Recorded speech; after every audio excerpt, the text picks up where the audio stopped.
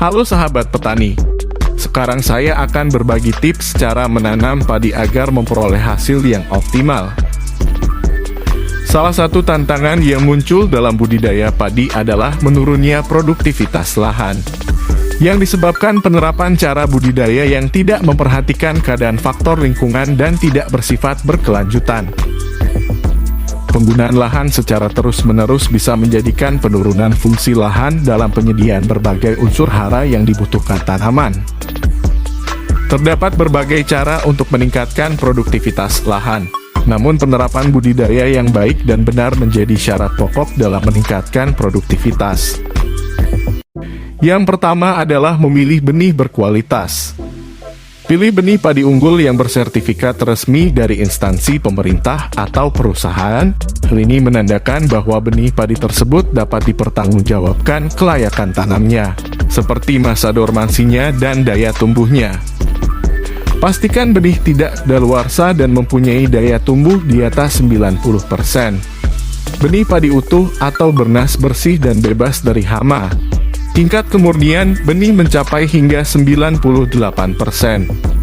Memiliki potensi hasil yang tinggi dan benih padi tahan penyakit. Selanjutnya adalah pengolahan lahan. Pengolahan lahan bertujuan untuk mengubah sifat fisik tanah agar lapisan yang semula keras menjadi lunak dan melumpur. Hal ini akan membuat gulma jadi mati dan membusuk menjadi humus. Aerasi tanah menjadi baik. Lapisan bawah tanah menjadi jenuh air yang dapat menghemat air. 2 minggu sebelum dilakukan pengolahan lahan sebaiknya diberikan bahan organik berupa pupuk kandang dan kompos jerami secara merata di atas lahan. Pengolahan lahan ini bisa dilakukan dengan cara ditraktor agar mendapat hasil olahan yang optimal. Kemudian buatlah persemaian.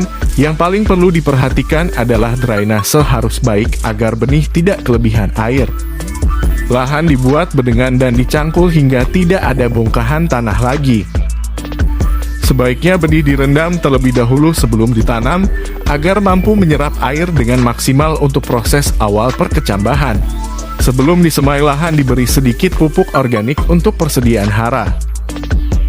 Lalu benih yang sudah berkecambah ditebar secara merata, tetapi jangan sampai terbenam karena bisa menyebabkan infeksi patogen pada bibit. Selanjutnya adalah diberi pupuk topsing dengan cara disemprot setelah persemaian berumur 1 minggu. Penyemprotan pupuk topsing ini bertujuan agar mempercepat pertumbuhan akar. Tahap selanjutnya adalah penanaman. Untuk penanaman padi ini disarankan agar menggunakan cara tanam jajar legowo. Cara tanam ini akan memberikan jumlah populasi yang banyak dengan produksi lebih tinggi dibanding dengan cara konvensional pada umumnya. Selain itu, kelebihan cara tanam ini adalah memudahkan perawatan, mudah mengatur keluar masuk air, menekan serangan hama dan penyakit karena cenderung lebih terang, serta menghemat biaya pemupukan. Tahap selanjutnya adalah pemeliharaan terdiri dari penyiangan, pengairan, pemupukan, dan pengendalian hama. Penyiangan adalah dengan mengendalikan gulma yang tumbuh untuk mengurangi tingkat kompetisi dengan padi. Pengairan adalah dengan memenuhi kebutuhan air, baik dari segi kuantitas maupun kualitas. Apabila kekurangan bisa dilakukan dengan cara irigasi dan jika kelebihan bisa membuat drainase. Berikutnya adalah pemupukan dengan cara pemberian unsur hara baik makro maupun mikro untuk memenuhi kebutuhan hara tanaman. Selain menggunakan pupuk dasar urea, sebaiknya gunakan pupuk topsing dengan cara penyemprotan rutin seminggu sekali. Penggunaan pupuk topsing ini bertujuan agar lebih tahan terhadap serangan penyakit, mencegah asam-asaman dan mengoptimalkan pertumbuhan. Demikianlah penjelasan proses penanaman padi agar mendapatkan hasil yang optimal. Jika video ini bermanfaat silahkan subscribe agar kami dapat terus berbagi.